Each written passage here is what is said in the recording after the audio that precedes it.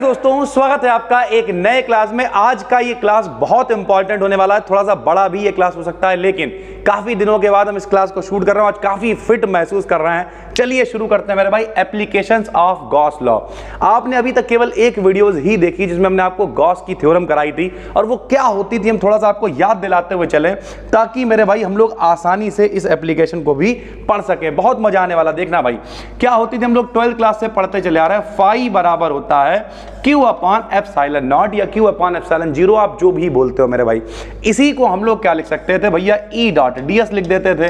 तो E dot ds कह लो चाहे फ्लक्स फाई कह लो, बराबर होता था Q अपॉन एप्सिलॉन जीरो के। अब समझना भैया Q माने क्या है बताओ। Q माने आवेश यानी चार्ज है, एप्सिलॉन जीरो क्या है, कांस्टेंट है, फाई माने फ्लक्स है। ये सारी चीजें हमने डिटेल कर दी थी पहली वीडियोस के अंदर से, ठीक है। अब जरा ध्यान से समझो भाई, पहला जो अपना एप्लीकेशन है वो क्या है, electric field intensity due to an uniformly charge non conducting sphere. अब इसे पहले बहुत ध्यान से समझ लो मेरे भाई। हम लोग क्या निकालने वाले हैं, इलेक्ट्रिक फील्ड इंटेंसिटी यानी विद्युत क्षेत्र की तीव्रता हम लोग निकालने वाले हैं due to an uniformly charge. Uniformly मतलब एक समान रूप से, कोई स्फीयर है, स्फीयर मतलब समझते हो कोई गोला है, उस गोले को समान रूप से आवेश दे दिया गया है। सर जी जब ये नॉन कंडक्टिंग है तो सर जी नॉन कंडक्टिंग तो मतलब शायद इंसुलेटर यानी कुचालक होता है, उसे आवेश दे दिया आपने, क्या कह रहे हो। तो मेरे भाई जो नॉन कंडक्टिंग होते हैं जब वो संपर्क में आते हैं तो उन पे चार्ज आ जाता है, लेकिन वो हिल नहीं सकता है, ट्रांसफर फ्लो नहीं कर सकता, ये सारी चीजें होती हैं। तो मेरे भाई अपने पास हमने यहाँ पे आप देखिए सबसे पहले क्या है, एक नॉन कंडक्टिंग सॉलिड स्फीयर है। एक सॉलिड स्फीयर है, ये याद रखना, हॉलो नहीं है, ये ठोस है मेरे भाई। तो जब ठोस है तो अंदर बहुत सारा मटेरियल है, जब अंदर बहुत सारा मटेरियल है तो क्या है, सब पूरा आवेश है। क्या कह रहा है, यूनिफॉर्मली चार्ज है यानी एक समान रूप से आवेशित है। तो देखो भैया पूरे गोले पे क्या है, चार्ज है, यानी क्या है, आवेश है। कितना चार्ज मान ले रहे हैं, Q आवेश है सर, ठीक है। इसकी रेडियस हम लोग मान ले रहे हैं R, यानी इसकी त्रिज्या कितनी है, R है। तो अगर हम इस लेवल पे आपको बताएं तो हमने जो बनाया वही लिख दिया मेरे भाई। हमने लिखा माना जो Q है वो चार्ज है एक नॉन कंडक्टिंग स्फीयर पर यूनिफॉर्मली डिस्ट्रीब्यूटेड है, यानी Q आवेश इसके ऊपर डिस्ट्रीब्यूटेड है मेरे भाई। तब वॉल्यूम चार्ज डेंसिटी क्या होगी। सर जी आप वॉल्यूम चार्ज डेंसिटी से ही क्यों डेरिवेशन को शुरू कर रहे हैं, क्योंकि जब हम लोग इसके अंदर आएंगे, ध्यान से समझना, जब तक इस पूरे गोले की बात करते रहेंगे तब तक तो आवेश इसके ऊपर Q है, टोटल Q है, इसकी डेंसिटी हम लोग निकाल ले रहे हैं। लेकिन जब हम लोग इसके अंदर आएंगे तो पूरा Q आवेश थोड़ी रह जाएगा, तब हमें उस चार्ज का घनत्व चाहिए होगा कि अंदर आने के बाद कितना रह गया। क्या मतलब, जैसे अगर मान लिया हम लोग यहां किसी पॉइंट पे निकालने वाले, यहां निकालना है, कोई दिक्कत नहीं है, गॉसियन पृष्ठ ऐसे करके खींचा करते थे तो अंदर ही गोला है, लेकिन हम यहां निकालें तब भी चलेगा। लेकिन भाई अगर हम यहां पे निकालेंगे ना, यहां पे कोई पॉइंट हम P मान के निकालेंगे ना, तो भैया जो बाहर वाला चार्ज तो चला गया, तो इस पे Q चार्ज थोड़ी रह गया, अब Q से कम चार्ज हो जाएगा, तब हमें चार्ज डेंसिटी की जरूरत पड़ेगी मेरे भाई। तो सबसे पहले हमने क्या करा, चार्ज डेंसिटी निकाल ली। चार्ज डेंसिटी को निकालने के लिए एक चीज याद रखो भैया, कक्षा 1 में पढ़ाया जाता है, घनत्व बराबर द्रव्यमान बटे आयतन, यानी density equals to mass upon volume. लेकिन वो द्रव्यमान का घनत्व निकालते थे कि भैया शहद में ज्यादा कण है तो उसका घनत्व ज्यादा है, पानी में कम है तो उसका घनत्व कम है। ये हम चार्ज डेंसिटी निकाल रहे हैं, तो द्रव्यमान बटे आयतन नहीं लिखेंगे, यहां पे लिखेंगे चार्ज अपॉन वॉल्यूम, यानी सरल भाषा में कहें तो आवेश बटे आयतन लिख देंगे। काहे से लिखा भाई, रो से लिखा, समझते रहे ना। काहे से लिखा हम लोगों ने, रो से लिख लिया। बराबर में क्या आ जाएगा, चार्ज यानी Q बटे में आयतन यानी वॉल्यूम, और गोले का आयतन क्या होता है, 4/3 पाई R क्यूब। तो यहां पे लिख दिया 4/3 पाई R क्यूब मेरे भाई। R उसकी रेडियस थी तो R क्यूब कैपिटल लिख के हमने बना ली इक्वेशन नंबर 1। अब हम लोग क्या करेंगे, ये जो यूनिफॉर्मली चार्ज गोला है इसके बाहर, इसकी सरफेस पर और इसके अंदर इलेक्ट्रिक फील्ड इंटेंसिटी कैलकुलेट करेंगे। कैसे करेंगे मेरे भाई जरा देखना। यहां पे सबसे पहले हमने केस फर्स्ट लिया एट एक्सटर्नल पॉइंट। अब यहां पर आपको एक बात पता होनी चाहिए कि यहां पर जब ये पॉजिटिव चार्ज है पूरी तरीके से, तो जो इलेक्ट्रिक फील्ड होगी वो हमेशा कहां होगी, रेडियल की तरफ, यानी उसकी रेडियस की तरफ जाएगी, बाहर की तरफ जाएगी हमेशा। जो भी गॉसियन सरफेस होते हैं उन सभी गॉसियन सरफेस के लिए जो एरिया वाला होता है वेक्टर और जो इलेक्ट्रिक फील्ड होती है उनका एंगल हमेशा सेम होता है, ये बात आपको पता होनी चाहिए। तो मेरे भाई जरा ध्यान से देखना, ये तो अपना गोला था ही, जो ओरिजिनल गोला है वो ये है। हमें क्या करना, इसके बाहर किसी बिंदु पर, एक्सटर्नल पॉइंट पर आउटसाइड में निकालनी है मेरे भाई। तो आउटसाइड में हमने क्या करा, एक बिंदु मान लिया P, ठीक, एक पॉइंट हमने P मान लिया। जब हमने पॉइंट P माना तो इस पॉइंट के चारों तरफ हमने एक छोटा सा एरिया मान लिया जिसे हम मान ले रहे ds। क्या मान ले रहे हैं? ds।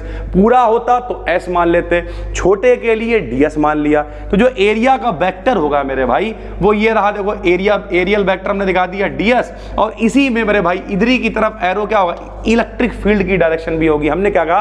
किसी गॉसियन सरफेस के लिए इलेक्ट्रिक फील्ड और एरियल वेक्टर की जो डायरेक्शन है वो सेम होगी मेरे भाई। तो दोनों को हमने दिखा दिया। अब ध्यान से देखना, यानी E और ds के बीच का जो एंगल है वो कितना है? 0 है।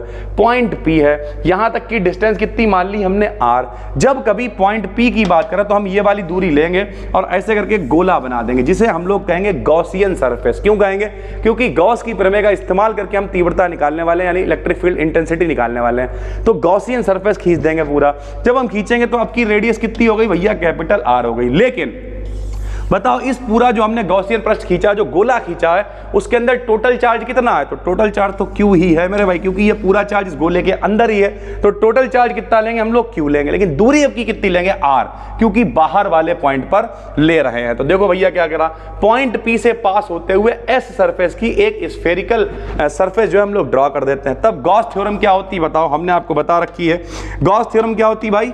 E डॉट ds, ये क्लोज पाथ के लिए होता है, बंद है ना परिपथ। तो भैया E डॉट ds ये फ्लक्स होता है, बराबर होता है Q अपान एप्सिलॉन 0। हमने Q लिखा ही नहीं, हमने लिख दिया टोटल चार्ज, जितना भी चार्ज हो। तो टोटल चार्ज कितना है? कैपिटल Q है, तो यहाँ कैपिटल Q लिख देंगे, बटे में एप्सिलॉन 0 लिख देंगे। आपने 11th क्लास में पढ़ा है, जब भी कभी डॉट चल रहा होता है तो डॉट हटाते हैं, कॉस थीटा लगाते हैं मेरे भाई। तो यहां से डॉट हटा दिया, cos थीटा लगा दिया, तो ये हो गया E ds cos थीटा। ठीक, और हमने बताया दोनों के बीच का एंगल क्या है? 0 है। तो cos थीटा की जगह पे cos 0 रख दिया। ठीक, अब जरा ध्यान से देखना, यूनिफॉर्मली चार्ज है तो हम ये मान के चल रहे हैं जो इलेक्ट्रिक फील्ड है वो कांस्टेंट होगी, क्योंकि समान रूप से आवेशित है। तो जब ये नियतांक है तो E को बाहर लिख लिया। अब सबको पता cos 0 की वैल्यू 1 हो गई, यहाँ ds बचा। सबको पता भैया, अब इतना तो तुम लोग पढ़े लिखे हो ही, क्योंकि 3rd सेमेस्टर में मैथ पढ़ रहा है कि भैया अगर ds का इंटीग्रेशन करेंगे तो d हट जाएगा, खाली s बचेगा। S माने क्या है? एरिया यानी क्षेत्रफल है। गोले का क्षेत्रफल क्या होता है? सरल भाषा में कहें, गोले का क्षेत्रफल नहीं बल्कि वक्र पृष्ठ होता है जिससे गोला लुढ़कता है मेरे भाई। तो गोले का क्षेत्रफल क्या होता है? 4 पाई r स्क्वायर। तो S की जगह पे क्या रख दिया? 4 पाई r स्क्वायर। इधर क्या चल रहा? Q अपान एप्सिलॉन 0। हमें चाहिए क्या है? इलेक्ट्रिक फील्ड इंटेंसिटी चाहिए मेरे भाई। तो E का मान क्या निकल के आ गया बताओ? E बराबर आ गया Q अपान 4 pi epsilon 0 into r square. ये कहां आ गई? एक्सटर्नल फील्ड, बाहर की तरफ आ गई मेरे भाई। अब हमें चाहिए सरफेस पे। सरफेस पे अगर चाहिए तो क्या करोगे बताओ? ले यहां देखो, सरफेस इसकी कहाँ है? सरफेस इसकी यहाँ है मेरे भाई। ये देखो, ये सरफेस, यहाँ पे सरफेस है, और ये क्या है? ये सब क्या है? ये त्रिज्याएं हैं, ये सब क्या है? रेडियस है मेरे भाई। और ये सब क्या होंगी? Capital R capital R capital R capital R। और पूरे के अंदर आवेश कितना है? आवेश तो Q अभी चल ही रहा है जब तक सरफेस में है। तो जब मेरे भाई हम लोग सरफेस पे लेंगे तो दूरी बाकी पूरा सब सेम रहेगा, फार्मूला यही रहेगा। बस जो स्मॉल r है, क्योंकि बाहर तक की दूरी स्मॉल r थी, सरफेस तक की दूरी तो कैपिटल R ही है मेरे भाई। तो स्मॉल r को कैपिटल R के बराबर रख देंगे, स्मॉल r को कैपिटल R के मेरे भाई बराबर रख दिया। टोटल चार्ज Q है, बिल्कुल वैसे रहा, ये निकल आया सरफेस के ऊपर। बिल्कुल आसान है भाई, टेंशन ना लो, मौज काट देंगे। कुछ बच्चे कहते सर जी लेट हो रहा है, कुछ लेट नहीं हो रहा भाई, भौकाल बना देंगे कि दिन में 4-4, 5-5, 10-10 वीडियो लो, कोई टेंशन नहीं। फिलहाल तो अभी 11th क्लास के हाफ एयरली पे हम लगे हुए थे थोड़ा सा, और बाकी तो बहुत सारे जांचें हुई मेरी पिछले 5-6-7 दिन के अंदर, काफी तबीयत खराब रही, लेकिन अब वापस आ चुके हैं, अब कोई टेंशन की बात नहीं है। केस 3rd में क्या करेंगे? तो वो बाहर निकाल लिया, सरफेस पे निकाल लिया, अब अंदर आ जाएंगे। यहां दिक्कत करेगा मेरे भाई, जैसे ही हम लोग अंदर आए, अब यहां पे ध्यान से समझना मेरे भैया, रटने वाला कोई काम नहीं है। ये अपना ओरिजिनल गोला चल रहा है जिसकी त्रिज्या कितनी है भाई? r है। लेकिन अब सरफेस पे नहीं, हम लोग अंदर आ गए, यहाँ पे कोई पॉइंट P है। जब अंदर आ गए तो इस वाली दूरी को मान के फिर से एक गोला बना लिया, यानी हमने एक पृष्ठ खींच लिया, गॉसियन पृष्ठ, और इसकी दूरी फिर से हमने कितनी मान ली? r मान ली। लेकिन दिक्कत यह है, बाहर थे तो पूरा Q आवेश अंदर ही था, सरफेस पे भी थे तब भी पूरा Q आवेश था अंदर, लेकिन जब अंदर आ गए तो ये वाला आवेश कम हो जाएगा, यानी ये आवेश का जो घनत्व है वो कम हो जाएगा, यानी आवेश की जो डेंसिटी है वो कम हो जाएगी। तो हम लोग उसके लिए क्या करेंगे, अपनी वही चार्ज डेंसिटी इस्तेमाल कर लेंगे। तो हमने फिर से लगाया फार्मूला E.ds बराबर टोटल चार्ज अपॉन एप्सिलॉन 0। इस बार हमें टोटल चार्ज पता ही नहीं है। क्यों नहीं पता, क्योंकि टोटल चार्ज क्यों तो पूरे के लिए हम लोग अंदर चले गए, तो कुछ चार्ज बाहर छूट गया ना मेरे भाई। तो जो छूट गया उसके लिए फार्मूला क्या लगाएंगे, rho into volume of the sphere. Rho मतलब क्या है, घनत्व। हमने आपको बताया चार्ज डेंसिटी है, और वॉल्यूम, अरे मेरे भाई क्या बात कर रहा हो यार, तुम लोग ऐसी बातें ना करा करो, दिल टूट जाता है यार। घनत्व बराबर क्या होता है बताओ, द्रव्यमान बटे आयतन। चार्ज डेंसिटी है तो क्या होगा, Q अपान V। तो Q का मान क्या हो जाएगा, रो इनटू V। तो लो भैया जो रो लिख दिया, V क्या है, volume of the sphere, volume of the sphere लिख दिया। अब किस स्फीयर का वॉल्यूम भाई, वो स्फीयर जो छोटा सा है, यहां देखो, यहां वो स्फीयर जो छोटा सा तुमने बनाया है, जिसका चार्ज तुम्हें चाहिए, और उसकी रेडियस क्या है, R है। तो देखना भैया, रो का मान हम पहले ही निकाल चुके हैं जहां डेरिवेशन शुरू करा है, क्या, Q बटे 4/3 पाई R क्यूब। और भैया वॉल्यूम ऑफ द स्फीयर, गोले का आयतन क्या, 4/3 पाई R क्यूब, 4/3 पाई R क्यूब। R क्यूब छोटा R क्यूब लिया क्योंकि छोटे वाले का हमें चाहिए ना मेरे भाई आयतन। अब क्या करा, 4/3 से 4/3 पाई कैंसिल हो गया, क्या बचा, इधर बताओ फिर से वही इंटीग्रेशन करेंगे, खाली S बचेगा। और S मतलब क्या है, गोले का क्षेत्रफल क्या होगा बताओ, छोटा गोला ले रहा है तो गोले का क्षेत्रफल 4 पाई R स्क्वायर, छोटे वाले की त्रिज्या स्मॉल r स्क्वायर मान रखी तो स्मॉल r स्क्वायर लिख दिया। R स्क्वायर से R स्क्वायर कैंसिल हो जाएगा, सिर्फ एक R बचेगा मेरे भाई।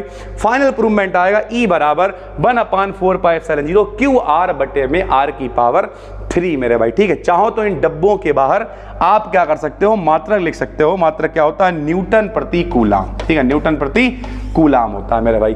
तो उम्मीद करते हैं बहुत ही डिटेल में ये आपको एप्लीकेशन समझ में आ गई होगी कि कैसे एक नॉन कंडक्टिंग स्फीयर है, जिसकी आउटसाइड में, जिसकी सरफेस पर, जिसकी इनर साइड में आप बहुत ही आसानी से इलेक्ट्रिक फील्ड इंटेंसिटी निकाल सकते हो। कैसा लगा ये वीडियो कमेंट करके जरूर बताइए, अगर आप यूट्यूब पे देख रहे हैं। और अगर आप चाहें तो एप्लीकेशन को डाउनलोड कर सकते हैं, सब कुछ डिटेल में वहां पर भी हम पढ़ाने वाले हैं। यहां पर डिस्क्रिप्शन में प्लेलिस्ट डाल देंगे, कंप्लीट कोर्स का भी लिंक डाल देंगे, कोई दिक्कत नहीं। यूट्यूब पे देखो, यहां पे भी डिटेल में लेके आएंगे। इसकी पीडीएफ अगर आपको मिलेंगी कहां पे, टेलीग्राम BD Academy BSc पे, और या फिर मेरे भाई एप्लीकेशन को डाउनलोड कर लो, वहां पे सारी चीजें आपको एक जगह पर मिल जाती है। बस दोस्तों फिर मिलते हैं, और बिल्कुल भी मेरे भाई टेंशन ना लो, भरोसा बना के रखो। हम कई बार, अभी परसों नरसों एक लड़की मेरे पास आई, छोटी बच्ची थी, 10th 11th में होगी, तो बोली सर हमारे पेपर आने वाले हैं। हमने कहा तुमसे ज़्यादा चिंता मेरी है। इस समय हमने 11th वाले चैनल पे जाके देखो, भले ही कोई देखे, एक व्यू हो उस पर, उससे मतलब नहीं है। झड़ी लगा दी है, क्यों झड़ी लगा दी, क्योंकि भैया जब तक 11th के पेपर नहीं हो जाएंगे तब तक मेरी जिम्मेदारी है ना, पेपर आपके नहीं है, पेपर हमारे हैं मेरे भाई। साथ में मेहनत करेंगे, माउस काट देंगे। बस दोस्तों फिर मिलते हैं, तब तक के लिए धन्यवाद, थैंक यू।